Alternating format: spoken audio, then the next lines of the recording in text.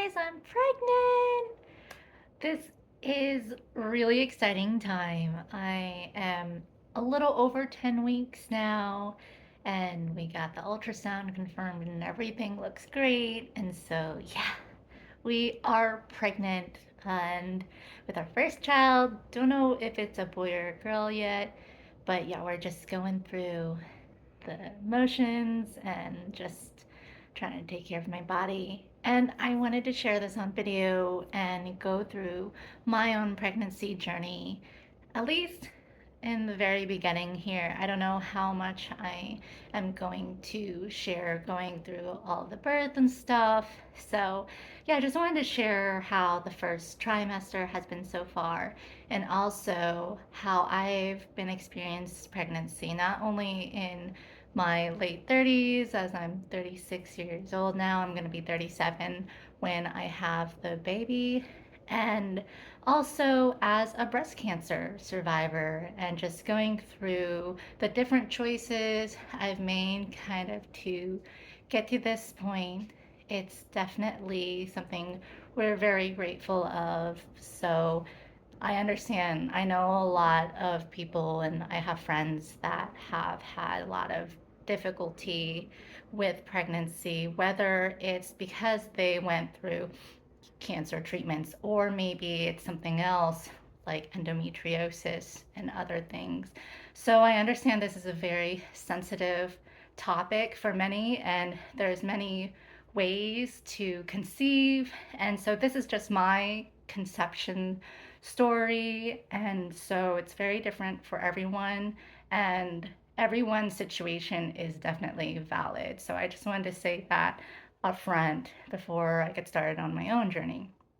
So I wanted to talk about just my journey from when I first got diagnosed with cancer, breast cancer, almost 10 years ago, back in 2017, and how my doctors went through the different treatments and how they would affect potential fertility issues because I was young, I was only 27, never had kids, and I wanted to have kids. I always wanted to have kids. And also, just the things that how we prepared for it as well, leading up to this pregnancy and things like that, and how the first trimester has been so far. So, yeah, not gonna lie, the first trimester has been kicking my butt. Pregnancy has not been easy for me. At the same time, we are very very grateful, but yeah, yeah, it's been kicking my butt. Not gonna lie. So starting from way back 10 years ago, I was diagnosed with breast cancer, HER2 positive, ER/PR negative, and I found it as a small pea-sized lump on my left breast that I felt just under my skin tissue. There was no pain or any other symptoms. I just felt a lump.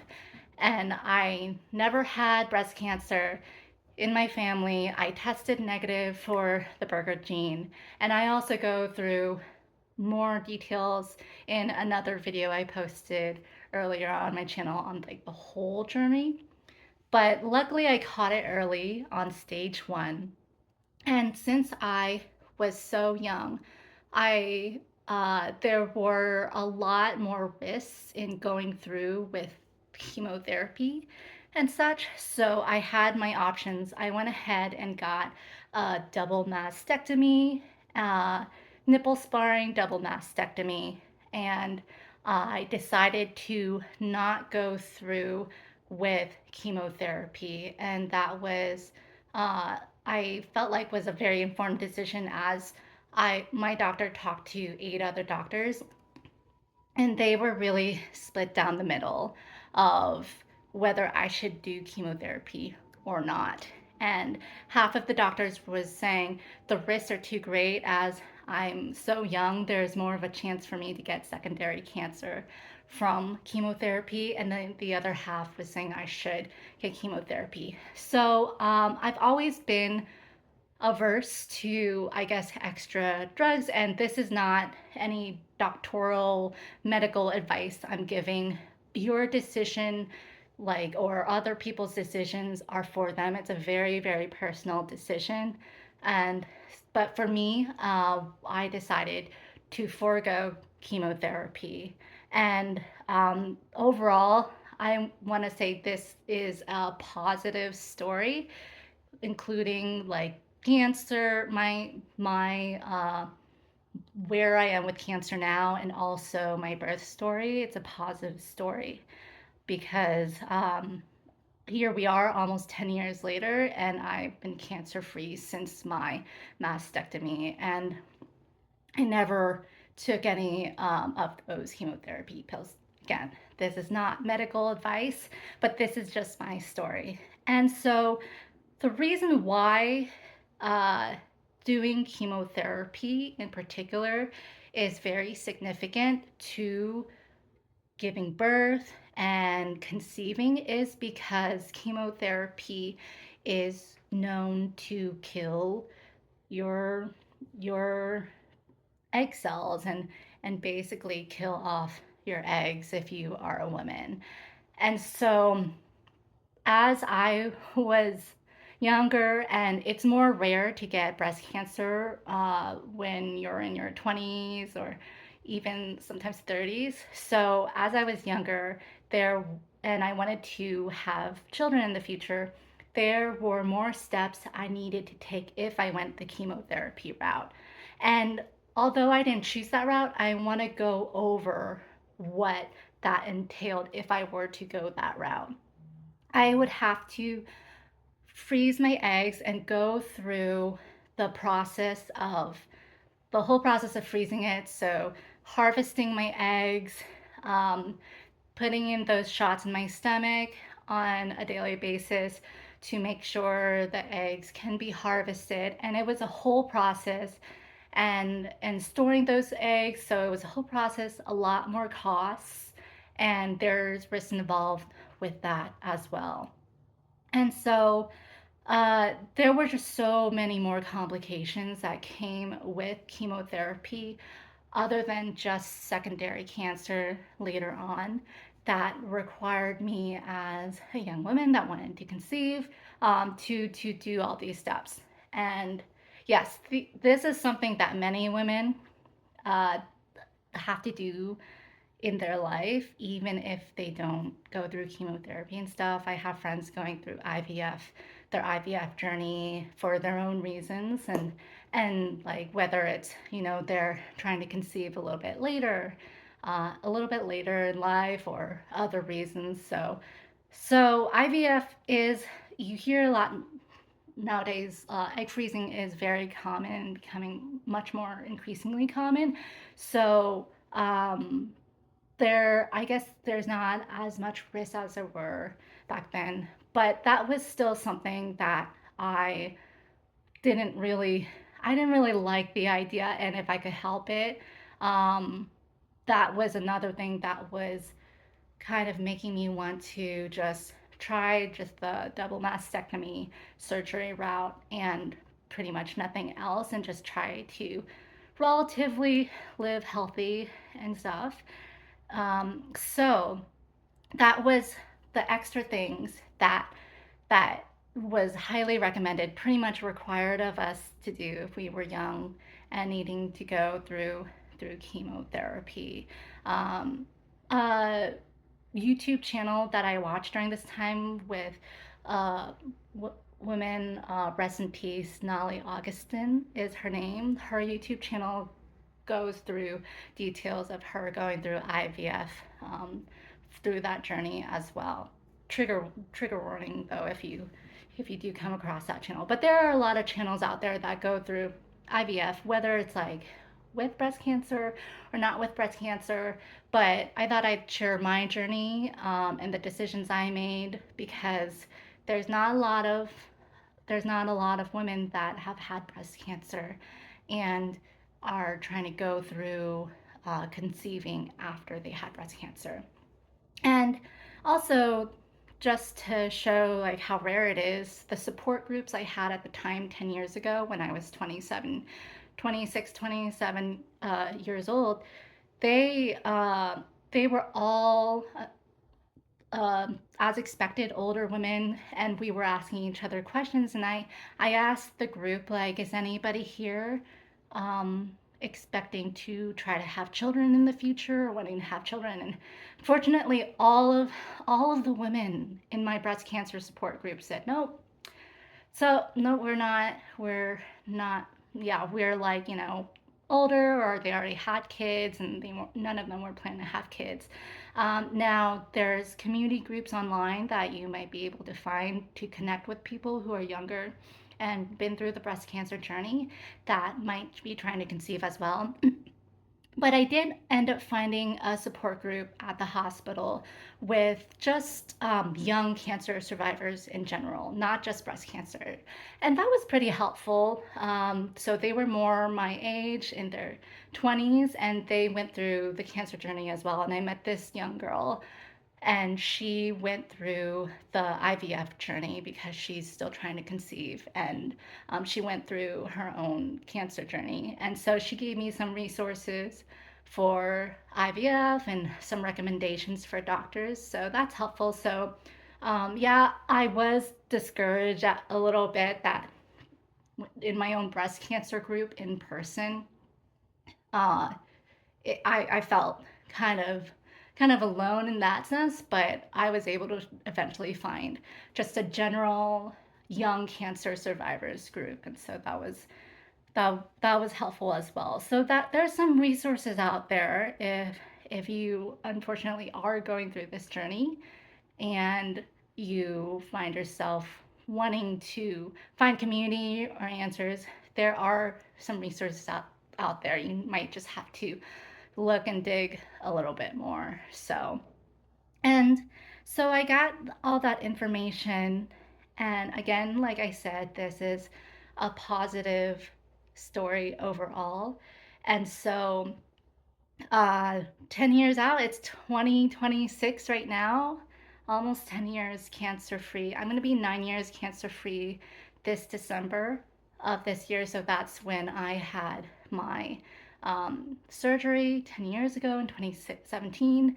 I For 5 years, I was going to regular appointments at my cancer surgeon office to check up, and everything was looking good. Where at the 5 year mark, they told me that everything checks out, everything looks good. You don't ever have to come back and see us again unless you really want to or need to for any reason. You're always welcome, but they were pretty much like, congratulations, you never have to see us again. So that's the words we want to see, we want to hear as a cancer patient, as a cancer survivor. So and for those who are aware, for many cancers, after the 5 year mark of being in remission or cancer free, your chance of getting cancer, at least the same type of cancer again, decreases a lot. The chances go down to where it's like, that's why a lot of doctors' offices are like, it's been 5 years, you don't have to see us again. So I've been through that milestone, and 10 years out, it's still looking good. I still do, of course, the regular self exams and self breast exams. But yeah, for the past few years, since that 5 years, I haven't done um, any like doctor visits related to cancer. I don't get mammograms because there's no breast tissue there, but I will go through that as I've been going through pregnancy. There's been funny things that have still been happening that I didn't expect would happen because I had a double mastectomy. So I'll go through those symptoms as well. So that's like the cancer part of it, and what entails if you were diagnosed with breast cancer or really any type of cancer at a young age and you're still looking to try to conceive. And those are some of the options that I was given, that many patients are given. Now, my situation was 10 years ago, so maybe things might have changed 10 years later. Maybe technology's better nowadays. But I think like the harvesting of the eggs with IVF is still necessary unless you want to go through like the adoption route, with raising a child or having your own child as well. So, and that's something that I definitely have talked to my partner about adoption, and that's something that's always been on my mind.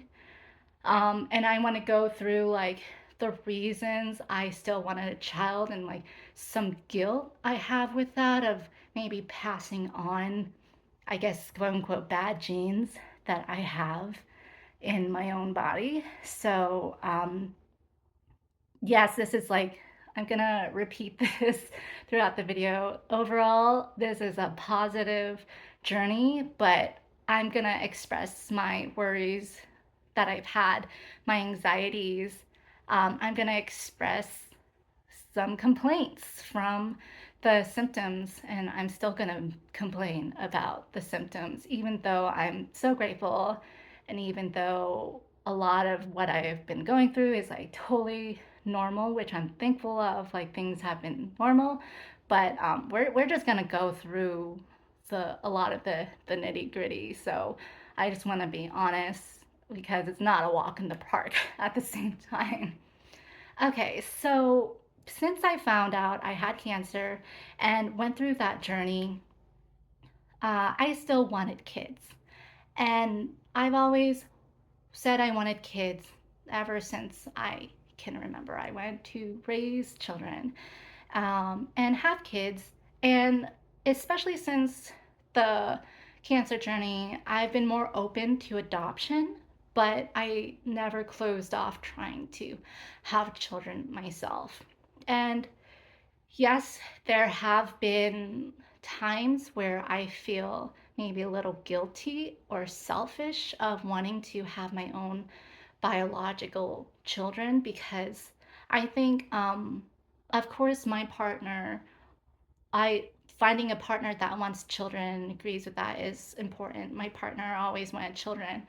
As far as having biological children, I think that my partner and I, we're on the same page where it's not like he would be forcing me to have biological children or forcing me to have children in any way, especially because he knows of my cancer journey and just my journey in general. So like while we both want children, like he's never the type of person that says it has to be my blood or or else or so um I felt like I had the freedom. I still have the freedom to choose how we want children, whether when we want children and such like that. So we were on the same page with that, but I myself still wanted to have the option to have children biologically if it would work out. And the guilt with like feelings of selfishness, I kind of thought of is, well, would it be selfish of me to have biological children knowing that they possibly would have a higher chance of getting breast cancer as well, especially if it's like a daughter that I would pass those genes on. Now, I tested like that I had no positive genes in me. We do the BRCA test, BRCA test, that tests if you have genes that are passed down.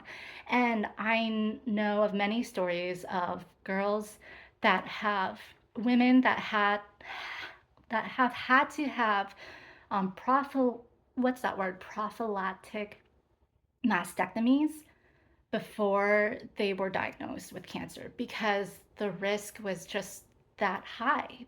It's almost like I I I don't want to say the percentages because I'm going to say I'm going to say it wrong, but it was high enough where many women choose to have a mastectomy before they're even diagnosed. And it's something that a lot of doctors recommend. And again, it's a very personal choice. And when you first see mastectomy, like myself, when I first heard of mastectomy, it is very jarring when you first are introduced to the idea of mastectomy. it's very, very jarring. But I am a positive story that like my mastectomy was positive, and I'm happy with my body and I'm able to live a normal life. Basically, like many women go on to live normal lives after mastectomies. But because I know that children of breast cancer patients can have a higher risk of getting it, I got a little. Sometimes I get a little bit of anxiety. Like, is it selfish of me to have to pass on my genes when I knew I had cancer? And the thing is, I tend to think now I feel more confident in my decision to get pregnant and have biological children because it's something that happens all the time. And there's moms out there and daughters out there. There's not I've never heard of a single daughter that was like, I wish I've never been born. I wish I've never been born because you had breast cancer, because my mom had breast cancer. I've never heard of that. And there's stories out there that where women have chosen to give birth even though they knew they were terminal. And that again is a personal decision, but it's something that is a part of life. And I can't live my life thinking of guilt like that, or or even thinking I'll be judged like that. I know anything I post online, every single thing, I know it has a potential to be judged and whatnot. But again, this is like personal decision, and it's something that I can't live my life in regret, especially now that I actually am pregnant. Like, I can't live my life thinking of like whatever selfish decision that would entail, because really no one has been saying that to me. It's really just all in my head. So that's just something I wanted to be honest that I've had a little bit of anxiety about, like should I even have my own children? But it's it's life. It is something that it happened. So I'm pregnant now. And so it was just like a little thought. It wasn't really honestly over consuming or anything. The other thing that I knew involving giving birth and having a baby that I might feel sad about is that I won't be able to breastfeed. And after I hear more stories of people that have had trouble with breastfeeding, whether they had a double mastectomy that made it completely impossible or not. Like, it's also part of life. Like, some women are able to breastfeed.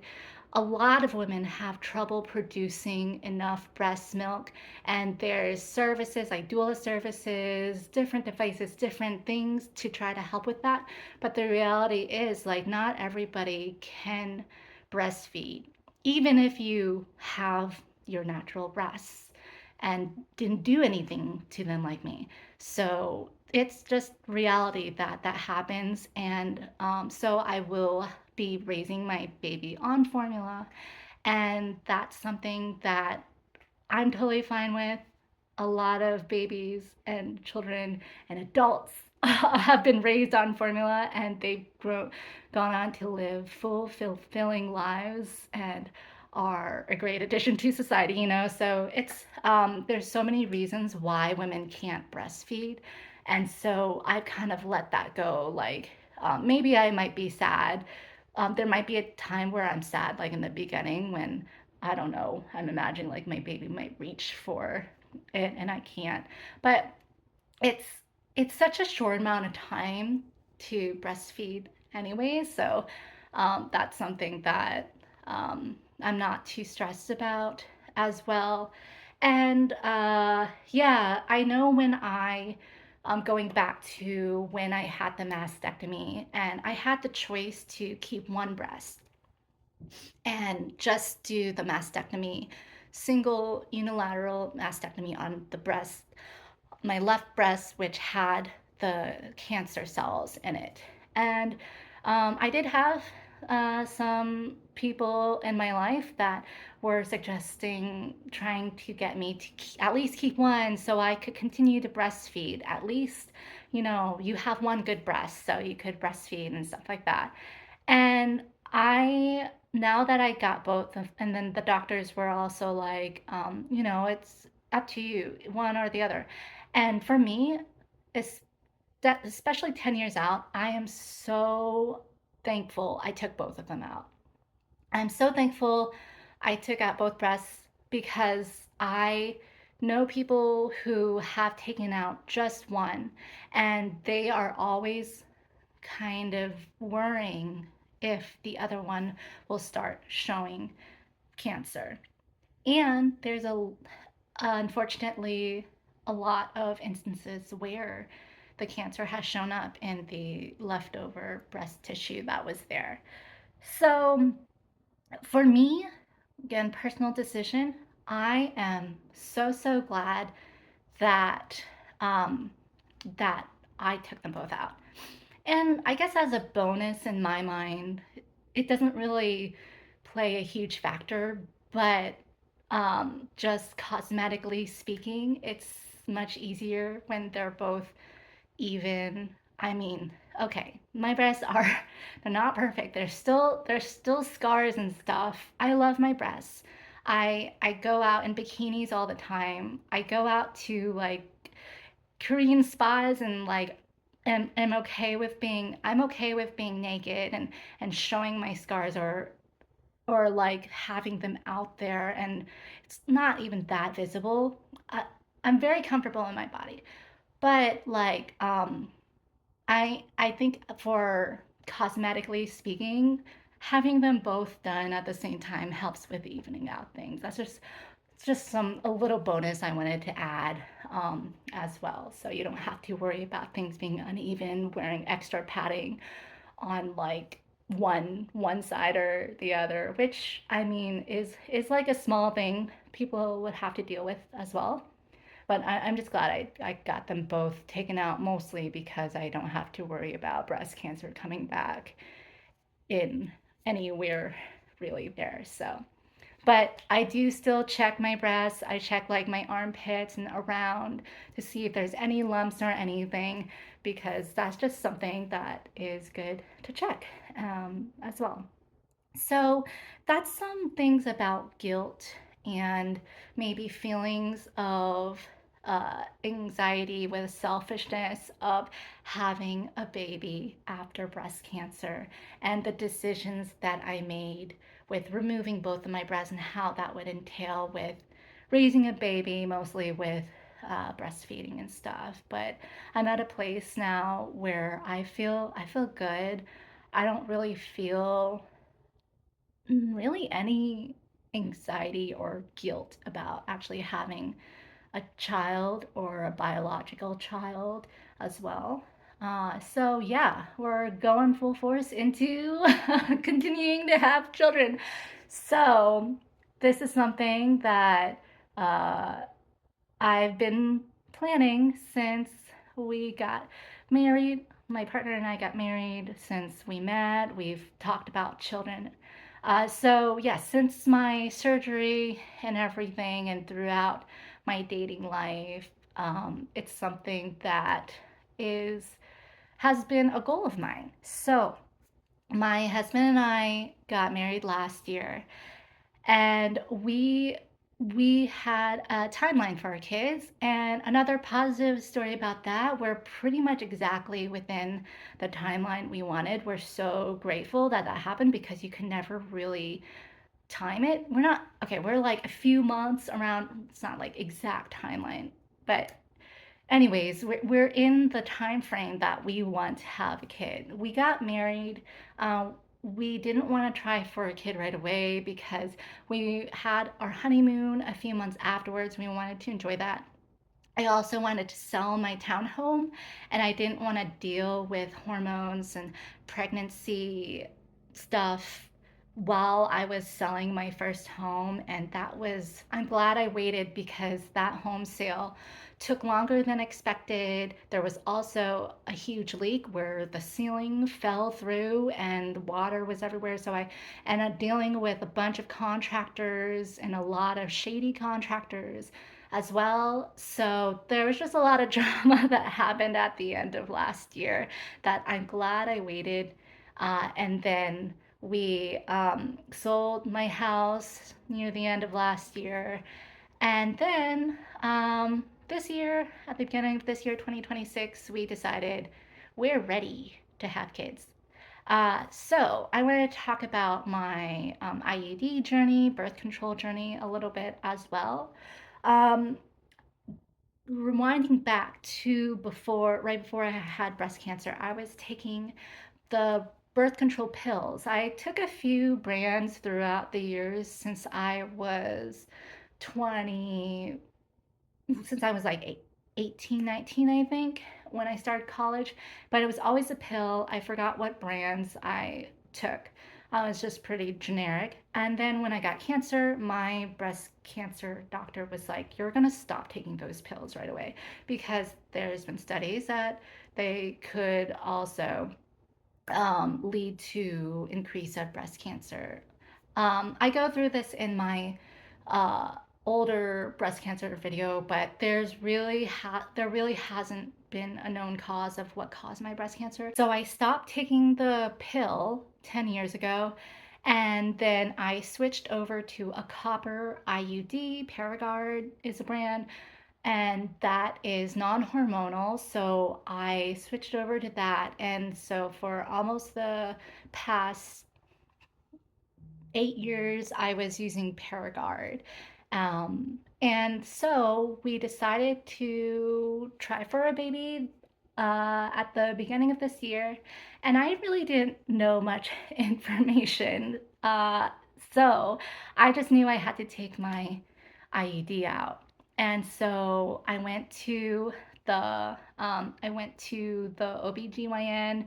They were able to take it out, and they basically said, "You're pretty much viable to get pregnant immediately after this is out." So, and I don't know if that's unique to the non-hormonal copper IUDs, but she said yeah, I could get pregnant anytime now. There's like really no wait. And so she also suggested that, like, she asked, "Are you taking prenatal vitamins?" I said, "No." And she said, "Okay, start taking these prenatal vitamins." So, and also, my particular doctor recommended COQ10. That's what my doctor recommended. I would talk to your doctor what they recommend for you particularly.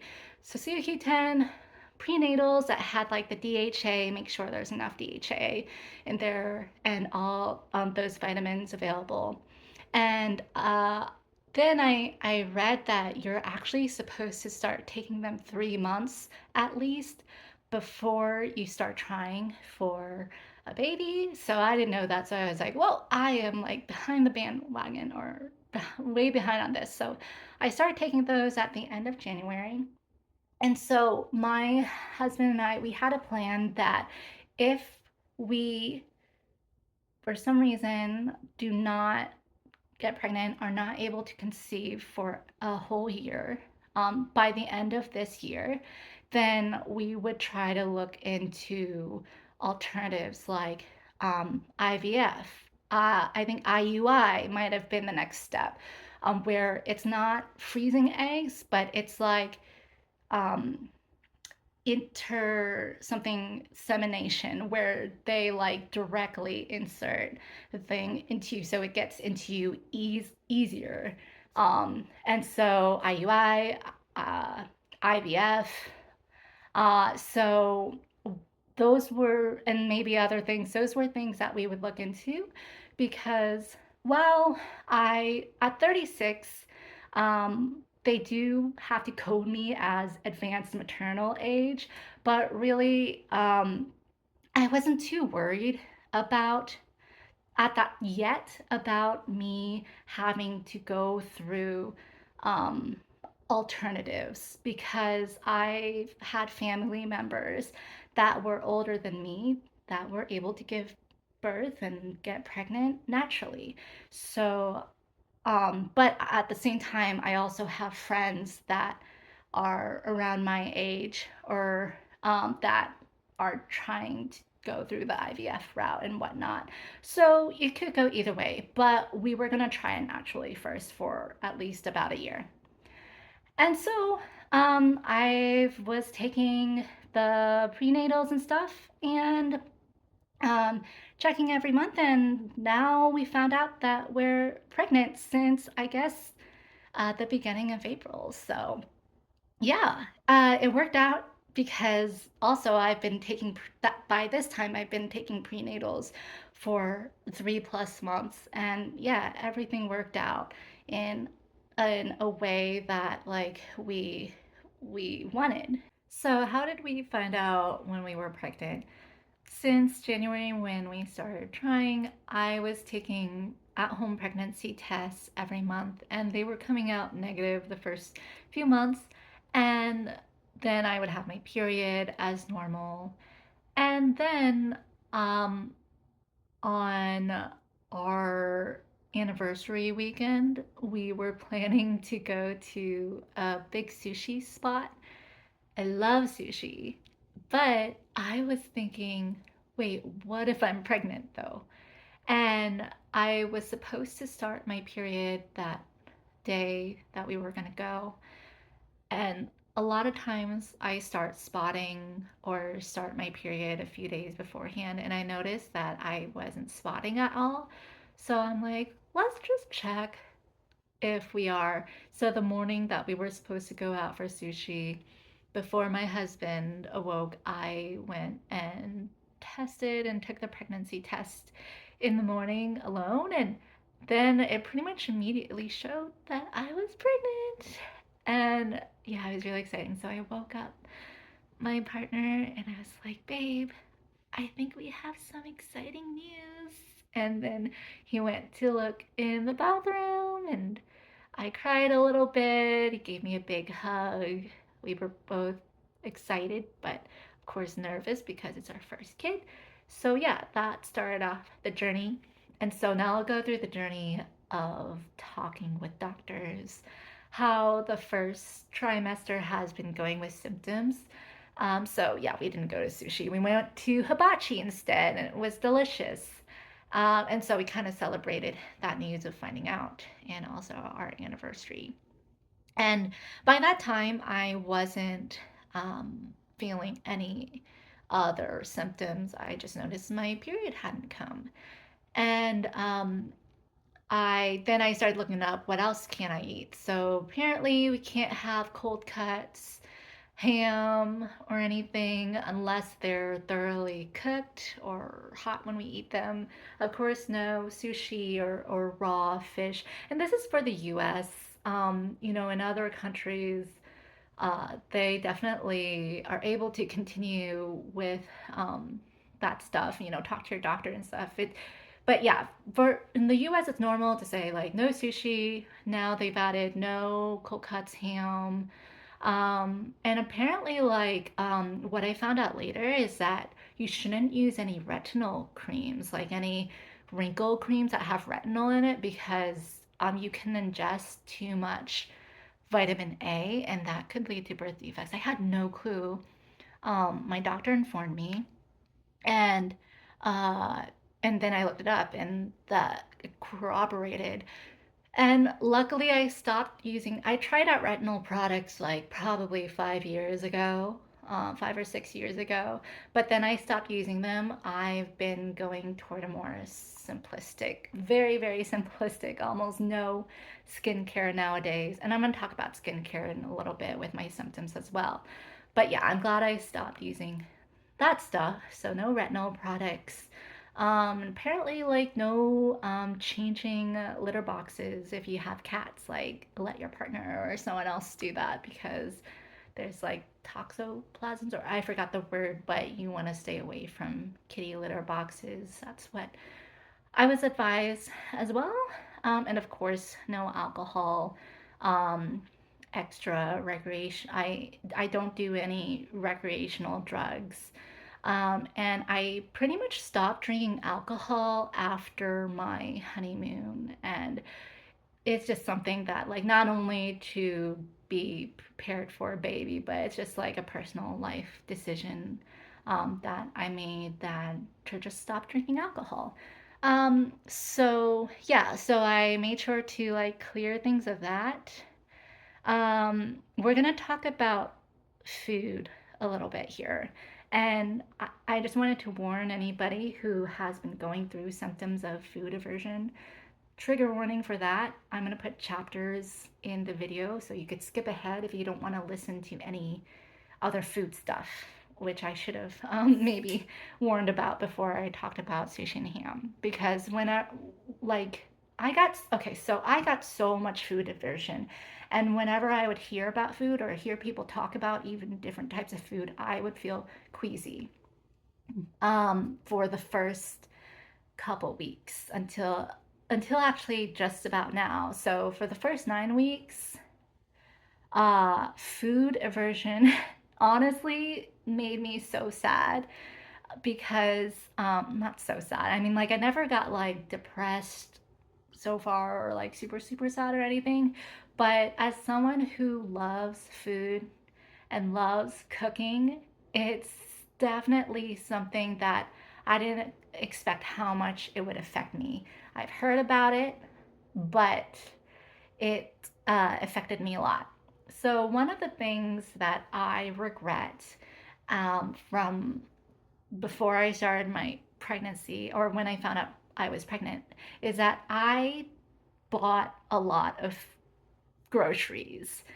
And I was thinking, let's meal prep, let's prepare food so we're ready. So when I don't feel like doing anything, I have food in the fridge that like I've cooked beforehand and whatnot. And like, let's have all these ingredients in the fridge because I'm a cook. I love cooking, it's one of my passions. I love food. And so we also started a Costco membership for the first time, and we got things in bulk. And one of the things we got was like that, what, 32 count eggs from Costco. Ugh, I still can't stand eggs today. I didn't realize eggs is one of the most common food aversions for pregnant women. This is different, can be different for every woman. Not every woman has food aversions, but many do, and eggs is the most common aversion. So, my husband tried to eat as many eggs as he could to help not waste it. I tried making an omelet. I did successfully make like one omelet. I used to love hard boiled eggs, not hard boiled, soft boiled eggs, and also make like soak them in like ramen eggs, marinade and stuff. I loved boiled eggs. I cannot stand boiled eggs right now. And for the first throughout the first trimester, I could not even look at eggs. So the eggs sat in the fridge and we had to throw so many eggs away. I was really sad from like a food waste point of view, and also just like my frugality mindset, like how much money I wasted. But in the grand scheme of things, I am so thankful that, we have savings so we could waste a little bit of money. And yeah, it just is what it is. It is what it is. Like, I I just wasted so much food. So I wasted eggs. We threw away like a bunch of milk. I do drink milk here and there still, but yeah, there was just so much food that we had to throw away. What I realized throughout my first trimester so far, and still to this day, 10 weeks later, is I don't want to cook at all. I don't want to cook. I don't want to prepare food. The most I could do, what has been saving me now, is Hot Pockets. Yes, they have cold cuts in them sometimes, but you heat them up and they're super hot. So I find it safe. I find it fine. Hot Pockets, pop them in the microwave. Pizza Hot Pockets have been saving me. Granola bars. I use the Nature Valley peanut butter dipped granola bars. Those have been saving me. And I keep like two in my nightstand at all times because sometimes I've had so much food aversion that there's not a lot of stuff I want to eat. But then sometimes I'll get hungry at like 12 a.m. So I'll just grab a granola bar. Or like in the morning, if I feel nauseous or really hungry, I'll grab a granola bar. So I have that as a mainstay in my nightstand, Nature Valley peanut butter granola bars. So we have those stocks. Those have been honestly saving my life from starvation because this is something that I hear from a lot of pregnancy forums and stuff. And you want to be careful about pregnancy forums too because they are triggering and a lot of the stories are negative, very, very negative. And you just don't want that too much in your mind. So I'm trying to be careful about online articles and forums. But a common thing that a lot of pregnant women feel, especially early on, is that they feel so hungry, but they don't want to eat anything. So that's what I felt for a lot of the time so far. And I've even lost a couple pounds from my first trimester so far. And at first I was worried. I did check with my doctors and they said, just they weren't extremely concerned. They just said just try to eat anything you that you can keep down. Don't try to force yourself to eat stuff because you think you need it. Like whether it's there and you don't want to waste the food, or whether you want to eat like extra chicken because it has protein and you need protein. Don't try to do that. Just eat what you can. And so that's been what I've been trying to do. Yeah, the granola bars have been my mainstay, the Hot Pockets. Other things that I've been able to keep down, in the beginning, I really liked pad thai. And craving pad thai, I guess like with cravings, I really liked a lot of pad thai.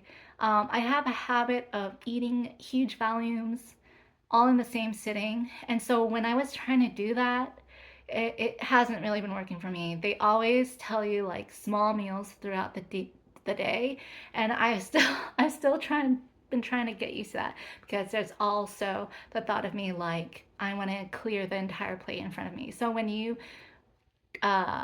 order food or you make food, you might make big servings, but now I've just been trying to like cut off little pieces and eat like a few bites here and there and throughout the day. So my eating schedule sometimes like I can't eat at the same time that my husband does and stuff, and I'll be too full, or sometimes I like try not to eat too much at night and just like have bigger meals throughout the day because they say you get morning sickness, but my sickness, I felt nauseous all throughout the day, every single day. This week at 10 weeks is like the first time I actually don't feel nauseous and feel okay.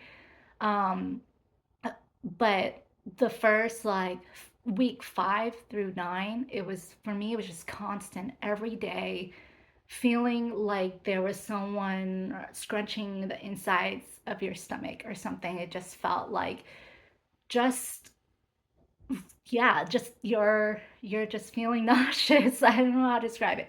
Now, I only threw up once throughout the whole pregnancy so far, and that was at nighttime. So I felt the most nauseous when I was like about to go to bed, and sometimes I had to like sit up in bed in the middle, like in the dark, just to kind of let things settle. So yeah, I threw up at night one time at like 9 weeks, and yeah, and so maybe part of me feels like maybe I should have thrown up more because that time I kind of like felt that I wanted to throw up, like I should throw up now, and I made myself like let myself throw up, and maybe it would have like made me feel a little bit better if I threw up more. Who knows?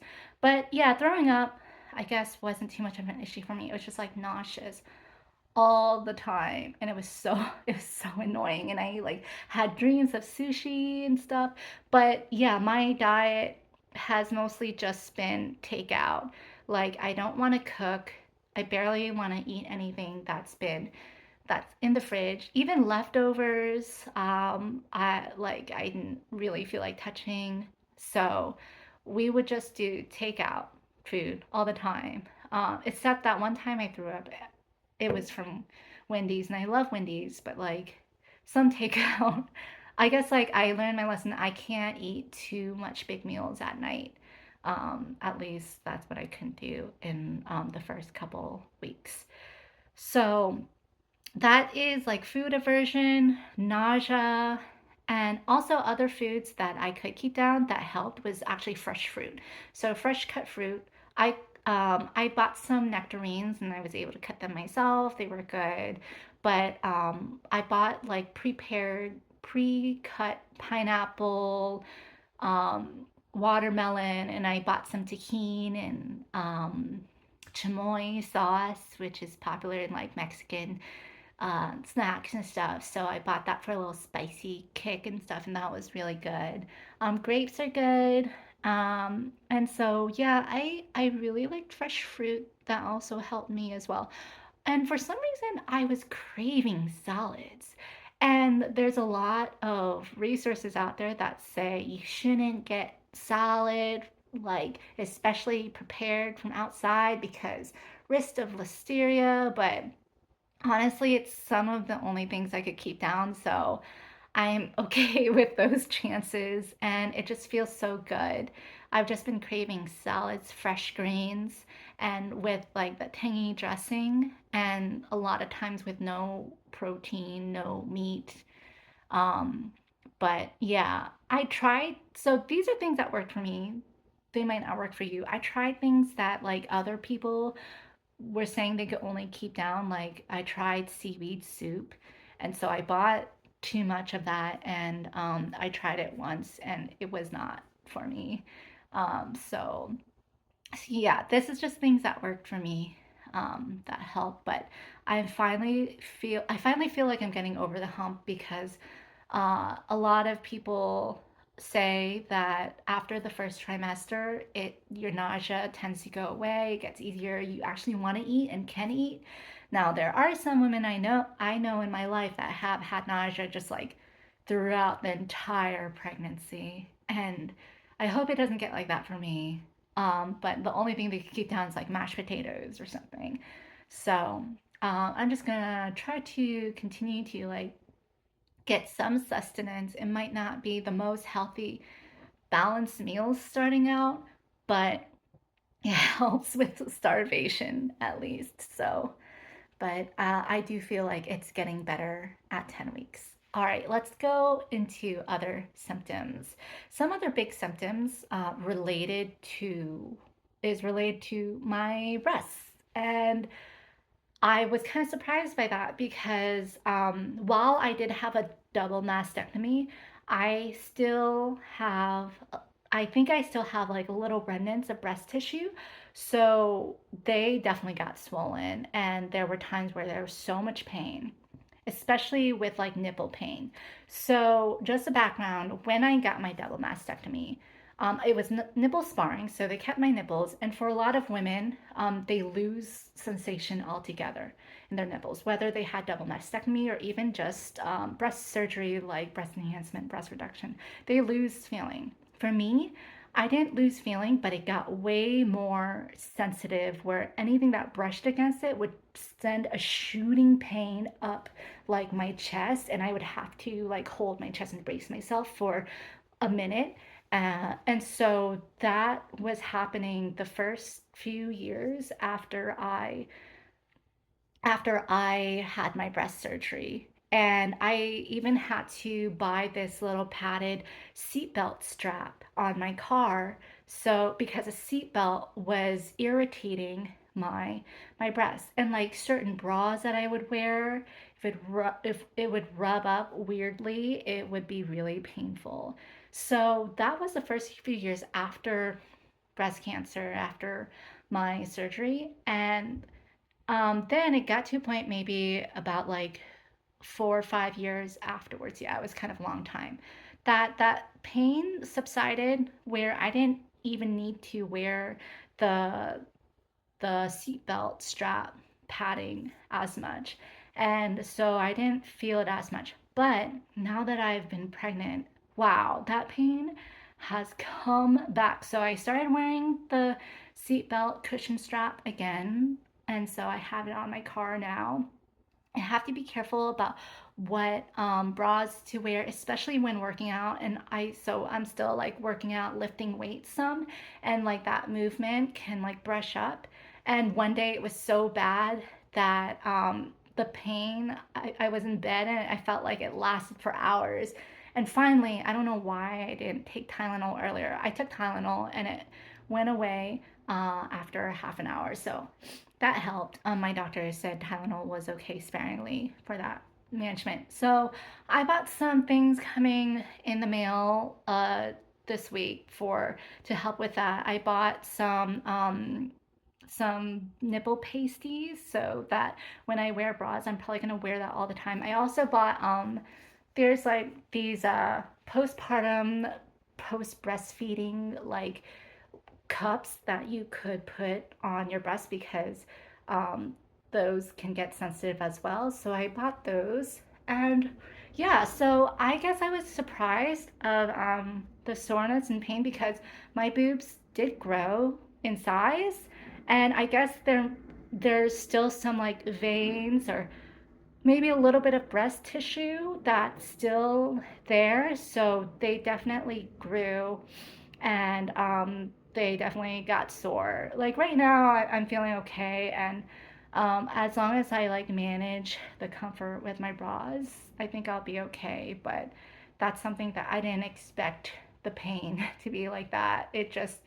Felt, it just felt horrible. And so yeah, I guess I did hear like with women that have had mastectomies, this is going into a little bit more detail with TMI, maybe, but some women still experience like a little tiny bit of lactation.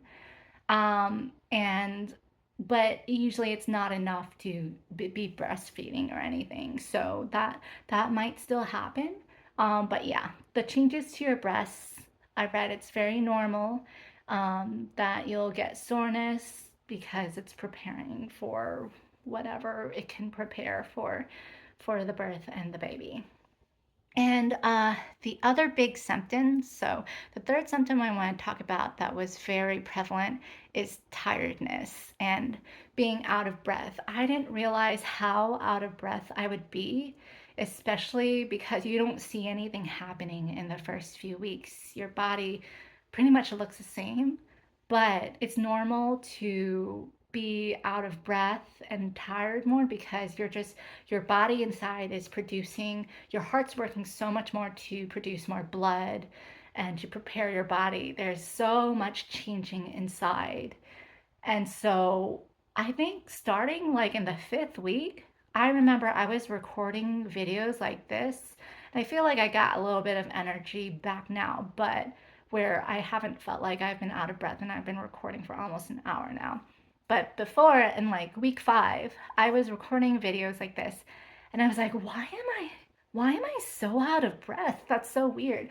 Because being someone who posts content online and also I like to stream video games on my other channel for many hours, and I usually go like 3, 4, 5 hours, like almost every night. I get tired after not even 1 hour now. So my recent videos that I've been posting on my other gaming channel have been like 50 minutes, 1 hour, and I would be like, okay, I want to take a nap. I want to go to sleep because like that exhaustion is very normal. And so I definitely felt it. I was surprised I felt it so early, but it's just another sign of a healthy pregnancy. Your body's producing a lot and your body is doing many, many changes. So it's amazing what our bodies are doing during this time. And yeah, so tiredness, exhaustion is a huge thing. I take naps all the time. I still have been working out. Now, I've been working out a little bit later. Um, but when I get home from workout, I have just like pooped for the rest of the day, basically. And it's been hot outside too. Now that summer's starting, and it's just been a lot more, a lot more exhaustion for sure. Um, and so those are really the three main symptoms. The other symptom I wanted to talk about is changes in skin and acne. So I've been getting a little bit more acne spots throughout the pregnancy, and that's normal as well. Something I wanted to talk about was that I have a condition called dermatillomania where I tend to pick at my skin, and if it's it's a little bit, I guess it's kind of related to OCD. I've never been formally diagnosed with OCD myself, but just like once I get my, if I'm bored or even if I have anxiety, my hands will migrate to my face and then I'll feel something that's like a little bit dry and flaky and I'll want to pick it off. And sometimes it's really bad. I'll sit there for hours just trying, if I get caught on something and I'm like, it needs to be smooth, it needs to be smooth, and then I'll try to pick it out. So it's been leading to some more scarring that I've had to face and reckon with more now. So the acne and I guess the anxiety, the normal that's normally comes up when you're pregnant with your first child, has kind of been triggering my dermatillomania. And so I've been trying to keep that in check. And, you know, I love that my husband's so supportive. Like, I was like, maybe I might try wearing makeup again. And he's like, do what you need to do, you know, whether you want to wear makeup or not. And, like, I've stopped wearing makeup. Except for like special occasions for like my wedding and stuff. But I've stopped wearing makeup mostly because like my skin's very sensitive, and I find that when I wash off the makeup, it just makes my skin break out more, and it's just like a cycle. And then I put on more makeup, and it was a cycle for most of my life in like my 20s, and then since the pandemic, I've just kind of not been. Luckily, that gave me a chance to not have to go out as much and be quote unquote presentable. So I stopped wearing makeup, and that gave my skin a chance to breathe. And I noticed that my skin's been getting better. Also, topic of skincare, I might make another video of this, but I actually stopped washing my face every day, and that's helped a lot. And I've really kept my products to a minimum, and I don't really use any other acne treatments or anything. I noticed when I did that, my skin like cleared up immensely. I found that, at least for my skin, I just need to trust in my body that my skin can heal itself on its own. Like the extra oils that it produces, those oils I never want to strip away, because those oils are the things that keep my skin healthy and supple and protected, and heal it. So that's kind of been my mindset for the past couple years, and it's been working for me. I just need to stop with picking my skin with the dermatillomania. Another thing that's really helped is actually the phone app game Minesweeper. I've been playing Minesweeper a lot, and that's just kind of kept my hands like kind of like a fidget toy, that's not brain rot and like scrolling social media and stuff, but that's just kind of kept my hands busy so it's not going toward my face, just like keeping my hands at bay while I watch TV or listen to podcasts and stuff. And so that's been helping as well. So yeah, pregnancy, it's been kind of triggering that as well, because like I'm not getting too much acne. I'm getting like a bunch of back acne, unfortunately, but not too much. Um, just some around my face, like around my mouth and stuff. So yeah, that's just another symptom that I need to keep in check because it's triggering like other tendencies that I have, um, that I've had to deal with in the past. So I'll probably make a separate like skincare video of my own way that I've been trying to combat it, because yeah. Yeah, I think it's a very important topic. Okay, so those are the symptoms. There's a lot. I feel like there's a lot of other symptoms that I've come across. Like my sense of smell has been heightened for sure. I've definitely been getting moodier. I've definitely like snapped at people more and stuff, and tried to apologize right away when I can. And yeah, I've been able to work out still. So I usually don't like going to the gym or working out, but I started Orange Theory the beginning of this year. And I'm so glad I did because I got into that routine for a couple months and I was able to strengthen up my body. And so when I got pregnant, I did tell the coaches I do have to make some accommodations and stuff. I don't want to do as many crunches myself. And yeah, they're very supportive. I did have to cancel. I decided to cancel my membership, so I have one more month of membership, but I plan to do some prenatal yoga at home and still do stretches and some little weights here and there to kind of keep my strength up when I can. So I'm just so glad that I started my workout journey again like a couple months before I got pregnant. And so yeah, working out it just gives me another chance to kind of like go outside and do something. So I'm glad I had that. We'll see if I sign up for other outside classes during my pregnancy that are workout classes as well. Other symptoms, I think that's what comes to my mind. And yeah, I guess peeing more often. I do wake up in the middle of the night to go pee. Um, yeah, I feel like my when compared to a lot of stories I've read about online and just like what normally is common in pregnancies, I feel like my pregnancy symptoms have been mild compared to others.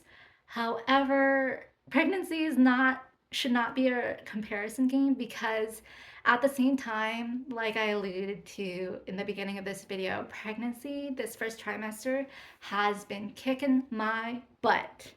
And it's something that, I'll still have complaints about, and it's not easy. I don't like feeling this tired, or I hated feeling nauseous every single day, and just like felt like I didn't want to eat anything. And of course, I can say all that and still be grateful and happy that, like, these symptoms, like, happy that I'm having a healthy pregnancy. And a lot of women won't have these symptoms and will still have a healthy, okay, pregnancy too. But that to say, I feel like in comparison, if I were to read other people's stories, I feel like my experience is much lighter compared to others. But this just goes to show that pregnancy is no easy feat. It is not. And I recently decided to retire from my job. And so I've even not been working or not had to uh, deal with a job, a 9 to 5.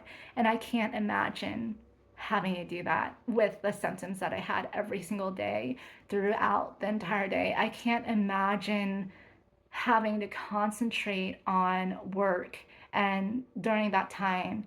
And many women do, and many women also do this alone. And I'm so grateful that I have my partner who is able to cook for himself or provide meals for me, is able to help clean up around the house. Like sometimes I'll still do vacuuming here and there, but if I ask him to help clean up, scrub the bathroom because I don't want to be around those chemicals or smell those smells, like he will do it, no questions asked.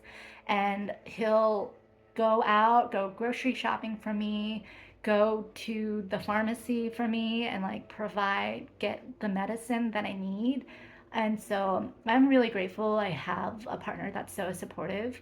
but I know many women, like, they either have to work as well, they might have to do this alone, and they are super women. It is such it is like I can't imagine having to deal with that because there's times where it's felt like it's been brutal. And yeah, so more power to the women out there that are able to do that all. And many women are able to do it, and many women are able to do it well. So I'm always preaching for, like, just because a woman's pregnant doesn't mean they're not capable automatically, because I unfortunately have heard discourse in my past jobs and stuff where men have been like, oh, it's because they're pregnant, or that they're acting like this, or like, or even just because they're women.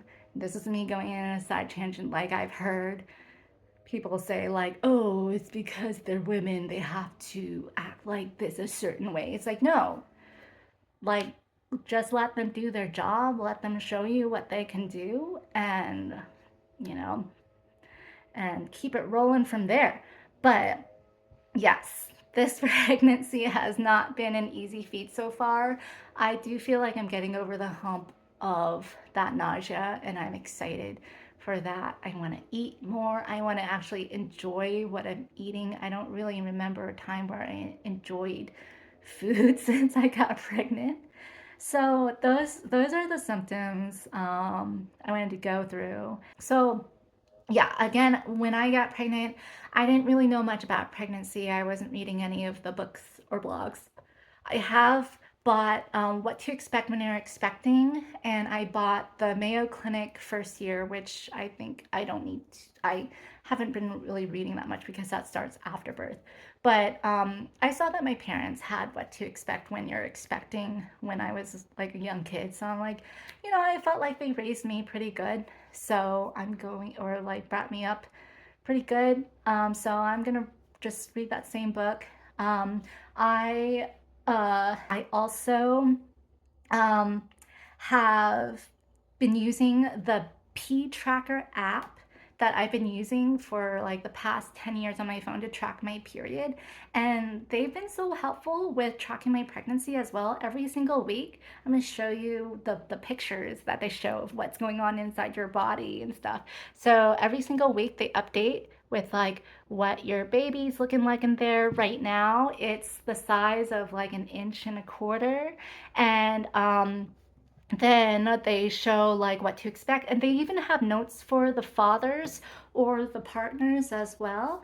And so I just look forward to every single uh, Saturday morning. I will see when this app is updated, and I'm like, that's my baby in there. And now go. So I really highly recommend the P Tracker app, and they don't really spam you as much as like. Yes, I bought the What to Expect book, but the What to Expect app is like a lot really spammy, and it's a little bit too much information overload for me and stuff.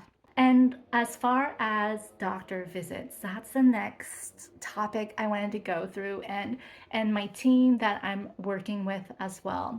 I didn't really know what to expect, so I called them right the day we found out we were pregnant, or like that Monday or something, and I was surprised to hear that they couldn't see me right away. So they said, oh, 8-week appointment is usually when we first see you. So I was getting nervous that I found out at about 4 weeks. So we had to wait a whole month to get an appointment. And so I did take more pregnancy tests at home. Between them, I was contemplating getting a blood test just to confirm. Um, and some people have gotten blood tests in between as well.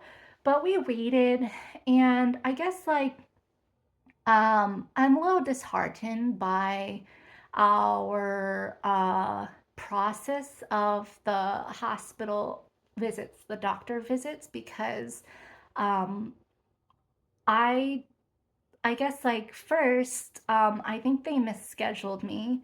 So they called me a couple days before our 8 week appointment and they were like, actually, we have no ultrasound tech available.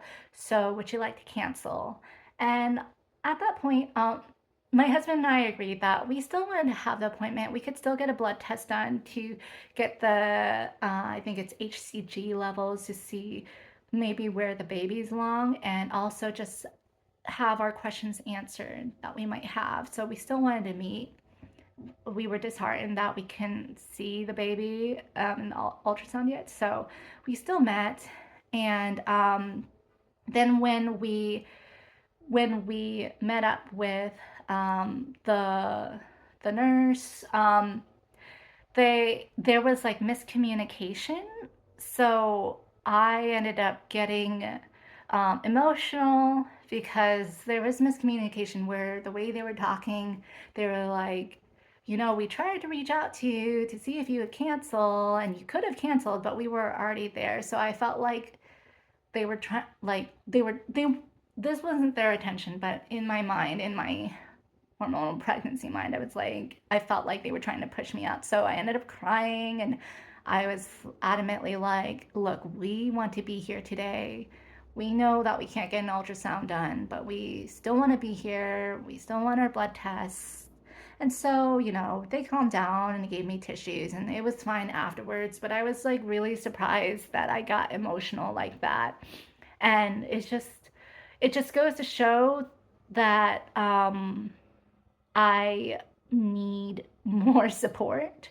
And so I actually decided to make an appointment with a doula. So I'm meeting with two doulas this week. And so people that I've talked to that recently had a pregnancy, they said their doula was really worth it to be in the birth room with them, especially for their first pregnancy.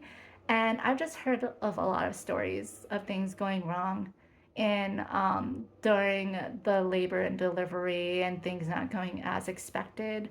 So I think having setting we're able to set aside a budget for the doula, and I think that having a doula will be really important. And also because when we meet in the office the with the hospital office visits, they have this policy where they want us to meet with like a different practitioner every time, because this is expected that like you might not have the same OB doctor or midwife at your delivery day that you've been meeting with before, or your main one, because they're not going to be available every day 24/7.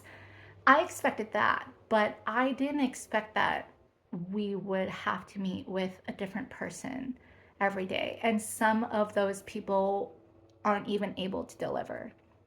And so we kind of, yeah, we met for like two times, but even within the same visit, the first time we met with them where I cried at the appointment, um, there were two practitioners that day, and they kind of had to like repeat their questions, and which unfortunately is expected when you meet new people. But they kind of have to ask the same questions like, oh, you had cancer, or oh, you got a double mastectomy, we didn't know. And it's just honestly disheartening to me personally when I just want to have the same doctor as much as possible. And I've been reading forums, and apparently nowadays it's kind of maybe a new thing, but nowadays it's more common to have it like that. And I'm sorry, there's landscapers in the back, so it might be loud. But apparently it's more common nowadays for that to happen, where you meet with a different person every single appointment.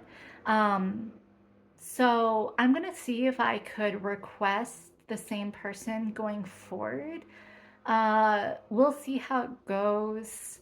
But this is another reason why I really want a doula. And yes, also the doulas, the same doula might not be available for the birth, but at least you'll be able to have some consistency. And I feel like they'll be able to help advocate for me better during labor and delivery. Like, yes, my husband can help advocate for me, he'll be there, but he's brand new to this too. It's his first child too. So I don't want to put all of that pressure on him as well. And just having a doula there, I think, will help immensely with having consistency.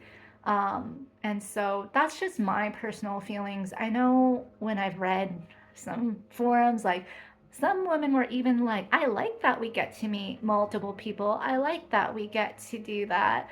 Um, but I think, like, yeah, for me, it's a little disheartening, to be honest. But I think a doula will help with that. And I'm going to try to see if I could request the same person. Another frustration that I didn't realize was that hospitals and doctors don't consider you a viable pregnancy until you get that ultrasound to confirm.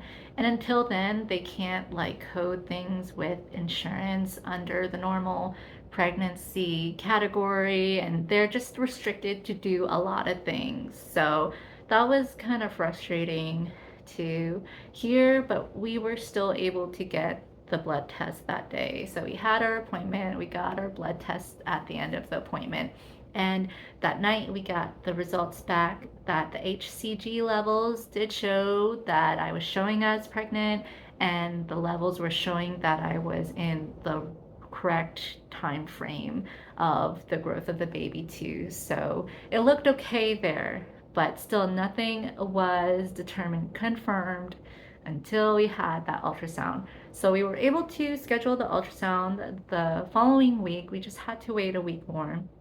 And the ultrasound tech called us in, and we were able to see the baby right away. It looked like a baby. We were going in at our almost 10-week appointment, and right when and we did they were able to do the ultrasound over the belly. So sometimes when it's early on, you have to go inside, but they were able to do it over the belly.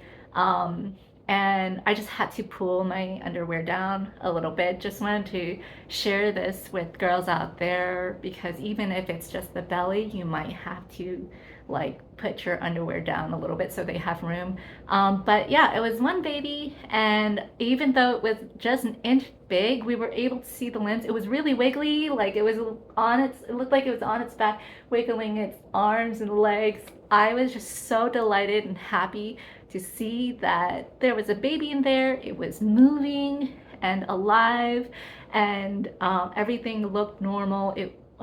We asked that if it was in the right position, and the ultrasound tech confirmed it was in the right position in the uterus where it was supposed to be. Everything looked normal. Now, we weren't able to hear the heartbeat because they would have to use kind of a Doppler technology that they said it could potentially stress out the baby. So we just opted to not like listen to any sound, but they were able to see the heartbeat on the chart, and it was coming in normal levels as well. So we opted to not hear the heartbeat, and as long as we were able to see everything, we got pictures of it, we were able to see the umbilical cord, and everything looked really good and just normal. So I think that gave me a lot of relief when I finally had that ultrasound.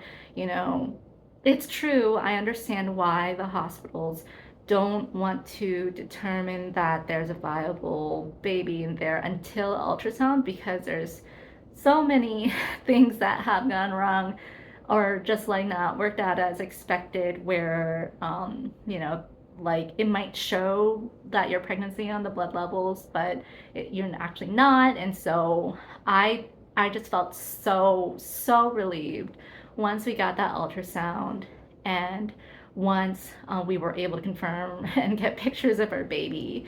And so that's something you just want to look out for when you schedule your first appointment. I've heard some offices are able to do it at 6 weeks. Some people have to wait until 11 or 12 weeks even, because just the availability of the doctors. So just make sure when you schedule that appointment, confirm with them that you're able to do an ultrasound, because that will help ease a lot of worries. At least it did for me. So we were elated. We got another blood test during that second appointment, and we were able to test the carrier genes, any abnormality in our genes. So we're still waiting for a lot of that testing come back. We were able to test, like, of course, in the array of STDs and stuff, just to make sure. And they also were able to test the NIPT or NIPS test, which can tell you the gender and from the blood. So that will be coming in the next week or so. So we're patiently awaiting that. And yeah, so we are planning to do that. I don't think we're planning to have like any huge gender reveals. I don't think I even want to have a baby shower, to be honest, because I just don't want so much stuff. I think I want to have the basics at first and see what we need after the baby's born. So before the baby's born, I think we're just going to get bassinet, car seat, carrier, a bunch of diapers and formula. And I'll have to check, because I'm still super new to this, what else we might absolutely need. But we don't have a lot of space in our house, and I just don't want like a lot of extra stuff.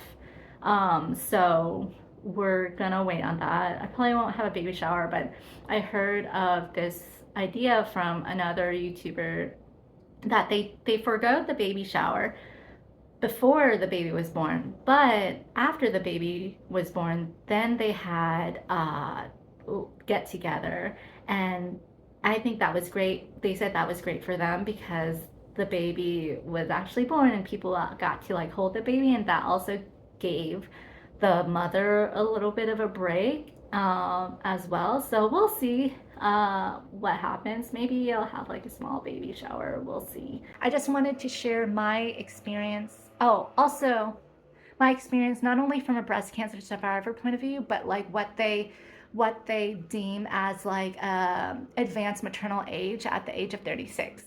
Advanced maternal age, the only difference that they need to do for my care is prescribe baby aspirin. So I'm going to be taking baby aspirin throughout my pregnancy, and that should help with like additional complications. And also I did extra blood test screenings, so more tests are coming back to see if I have carrier or anything for like Down syndrome or other birth defects that have a slightly higher chance when you reach a certain age. But I've talked to all the providers I've talked to, they say there's really not much to worry about. Many women, especially nowadays, are having children at a later age and naturally. Like I said, I have family members that have had natural births that are older than me, and there's women out there that have had natural births even going into their 40s. So it's possible. And this is a message for if anybody comes across this video that is a young girl that's like in their 20s or even early 30s, and they're freaking out about their age of having birth just for the sole reason that it's their age, that they're coming at an older age. But this is just go to show that this is another example of like, hey, I'm in my late 30s, natural conception, and there's many examples like that out there, so not too much to worry about. But yeah, just wanted to share my story of my pregnancy story, giving birth, or at least for now, getting pregnant, having a pregnancy naturally, I guess you could say, without any IVF or any IUI or stuff like that. And as a breast cancer survivor, been breast cancer free for almost 10 years now, and also someone who's in their late 30s. It's still weird because I still feel super young, and I don't know, but like advanced maternal age. But anywho, So this is part one of my pregnancy journey, and I'll probably have another update throughout next time. If you guys have any questions, let me know. Thanks for watching. Okay, talk to you guys later. Bye!